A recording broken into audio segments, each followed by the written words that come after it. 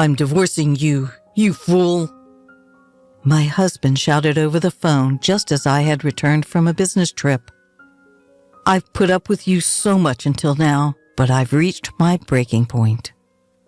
If you don't want a divorce, apologize now. Understand? Yeah, I got it. But instead of heading to where my husband was, at my in-laws' place, I went somewhere else. My name is Sophie, 28 years old. I married my husband David, who was 2 years my senior, 3 years ago. To put it bluntly, my husband is the son of my company's future CEO. I originally worked for a different company, but after marrying David, I changed jobs. Since then, I've been working hard as an employee at my husband's company, preparing to become the next CEO's wife. He hesitated about me working at the same company, but there was no arguing with an order from the current CEO, his father. My work is demanding, and long business trips are the norm. We've been waiting to have a child, but the environment is just not relaxed enough to allow for a leisurely pregnancy. Lately, the relationship with my husband has been less than stellar. In fact, it's been deteriorating. We're both too busy, and we often end up arguing over trivial matters. Just the other day, my husband yelled at me as I was about to leave for work. Hey, Sophie, why didn't you wake me up at the time I told you? I did wake you up several times, David. You yelled at me not to disturb you and that you'd wake up on your own, so I just went and prepared breakfast.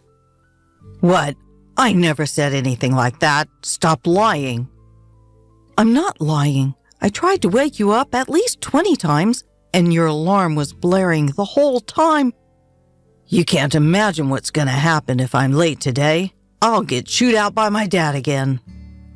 Why do I have to be the one who gets yelled at when it's his fault for not waking up? I initially tolerated my husband's irrational scolding, but I finally began to push back. Because of this, we had a huge fight recently where he declared, I want a divorce. Since our in-laws intervened, we were saved from such a major incident. Nevertheless, I was increasingly getting fed up with him throwing around the word divorce at every little issue. One day, while I was preparing for a business trip, my husband approached me with a sullen expression. Hey, Sophie, you're off on another trip, huh? Seemingly dissatisfied with my frequent business trips, my husband always derides them as trips. I responded, exasperated. It's not a trip. It's a business trip. Why do you keep making me repeat the same thing? Must be nice always going on trips and neglecting the housework. You're probably just going sightseeing after pushing all the house chores on me, right? Listen, that's enough. This is for your company, you know. Why can't you just accept that it's a business trip? I can't imagine how it's like to be a rookie like you going on a business trip, being so useful. It's pretty much just like a trip. What the hell is wrong with you? Can't you tell the difference between a trip and a business trip? Well, it's the truth, isn't it? You say I'm dumping the house chores on you, but you've never done anything around the house when I'm away on a business trip. When I'm not around, my husband only ever orders takeout, leaves the laundry piled up, and doesn't even take out the garbage. Despite doing nothing, his attitude gives me so much stress. Even the divorce drama last time was all because of his personality. Even though we both work and spend the same amount of time on our jobs, all the housework is left to me. On top of that, he acts all superior and domineering, which I couldn't stand. Trying to discuss it with him is pointless, as he never admits to any fault on his part. Instead, he always turns it around and blames me. As I continued preparing for my business trip in silence, my husband started yelling at me again. For heaven's sakes, the future CEO's wife shouldn't be so casually taking business trips. If you're not firm like me, the other employees will walk all over you. Exactly, because I'm becoming the future CEO's wife, right? I have to learn the job and I need to meet with various clients. That's why I'm working so hard like this. First of all, we can live this good life because I'm the son of the CEO, right? You should listen to me more since it's thanks to me. What are you talking about? The company is doing well because of the employees who work, isn't it? Instead of acting high and mighty just because you're the CEO's son, you should work harder.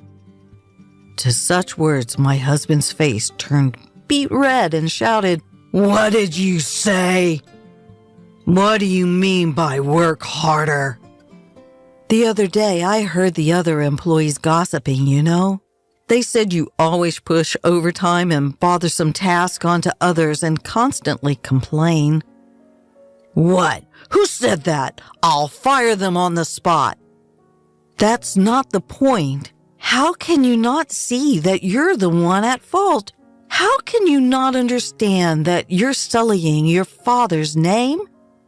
My husband's eyes widened in anger, and he roughly pulled my bangs. Don't get too full of yourself. After all, who do you think got you this job at this company, huh? Ouch! Let go! You're able to work at this prestigious company because you married me. Got it? Refuse the business trip. I won't allow you to neglect the home for a business trip. I've said it many times. It can't be helped. It's for work. Shut up. Don't talk back. You married me, so you should just quietly listen to what I say. Suddenly, his hand released my hair, causing me to fall back on my butt due to the recoil. If this argument continues, I might lead to another divorce scare. I forcibly drove my ranting husband out of the room and prepared for my business trip. When I return, I'll have to take care of a week's worth of housework piled up by my husband. I bet the floor will be littered with clothes again, and the trash won't be taken out. With that thought, I felt tired even before the business trip. The next day, as planned, I went on the business trip. I performed my duties diligently without mixing personal feelings into my work. When I returned home after a week, the scene I couldn't believe was spread out before me. I'm home, eh? As far as the eye could see, the house was spotless, not a speck of dust in sight. It hadn't changed much since the day I left for my business trip. Thank goodness. Finally, David seemed to have understood my feelings. He must have had a change of heart and worked hard on the housework. Just as I started to feel relieved that my husband was finally cooperating, I found the completed divorce papers on the table. What? What's this? Next to it was a note saying, "I'm going back to my parents' place. We're getting a divorce." In a panic, I quickly called my husband and he answered promptly. Did you read the divorce papers? His nonchalant tone provoked me and I fired back. Wait, are you serious about getting a divorce? Obviously. I mean, you'd be in trouble if I divorced you, right? Don't just casually talk about divorce. Then my husband said with a smug tone, "If you're going to go that far," and he began to set out conditions. "If you don't neglect the housework and listen to what I say, I might consider withdrawing the divorce. But of course, no more trips." What? I told you it wasn't a trip. Are you talking back? If so, I'm divorcing you. You're such a nag. Nag? A nag, he says? He can't do a single thing around the house himself. If he's up for it, so am I. Got it. If you don't want to be divorced, come and apologize now. Understand? Holding back my urge to yell back, I replied calmly, "Okay, I understand." "You should have done what I told you from the start. Now, come quickly." With that, he hung up the phone. Instead of heading to my in-laws' house where my husband was, I left the house to go to the city hall. Of course, to submit the divorce papers. They were accepted without a fuss, and I was officially single again. 3 hours later, while packing up at home, my ex-husband came back with his mother, probably impatient with my no-show. As soon as they saw me, they started hurling insults. "Hey, how long are you going to keep me waiting?" "That's right. You're a failure as a wife, yet you're out having fun. You should be looking after David." "Looking after? How old is David? He's older than me, isn't he?" As I retorted, their brows furrowed in anger. "Shut up, stop being stubborn, and apologize quickly. We'll really get a divorce." "If you're the one who'll be in trouble if we get divorced, Sophie, you could have been the wife of the next company's president, and you're okay with that attitude?" And you, if you divorce me, you won't be able to live in this lavish lifestyle. Are you okay with that?" "Well, I didn't think you were a good match for David in the first place, so I really don't care." At my loss for words, my ex-husband showed a devilish grin. "Got it. This is your last chance. If you don't apologize now, we're getting a divorce. I'll kick you out of the company too. Make up your mind quickly." At that moment, anger surged through me like a fireball. I had to let him know he didn't understand the situation he was in. "We're already divorced, you know?" "What?" "Just as you wished. I've already submitted the divorce papers and they've been accepted, meaning I'm no longer your wife." "What?" Her ex-husband and mother-in-law just stood there, mouths agape. After a moment of silence, he finally found his voice. "What are you talking about? This is a joke, right? There's no way you'd..." "Why would I lie? If you don't believe me, why don't you check the records yourself?" No way!" Suddenly, the mother-in-law who'd been listening started to shout. "Wait, Sophie! What have you done? You've put divorce on David's record? Our future CEO?" "It was your son who handed me the divorce papers first. All I did was submitted them." "Stop making excuses. Cancel the divorce immediately. Do you understand?" "I'm sorry, but once the divorce papers have been accepted, they can't be canceled. Besides, I have no intention of canceling." What? The mother-in-law was at a loss for words, and the ex-husband just hung his head. Ignoring those two, I spat. "I've had enough of being ridiculed every time I go on a business trip, having to balance work and housework every day. As far as I'm concerned, you're nothing more than a burden." "So, Sophie, calm down." "Calm down? I'm perfectly calm. What's the point of being married if it's only in name? All you care about is yourself, isn't it?" I didn't mean it like that. You do realize you're losing your place as the CEO's wife, right? Are you okay with that?" "I didn't transfer to your company because I wanted to become the CEO's wife. I don't know how much you've been pampered, but I didn't marry you to take care of you." "Are you really ready to give up this lifestyle? If you'd just be patient a little longer, you'd be the CEO's wife." "I absolutely refuse to continue being your caretaker. I'm not your mother. Just go live your life on your own."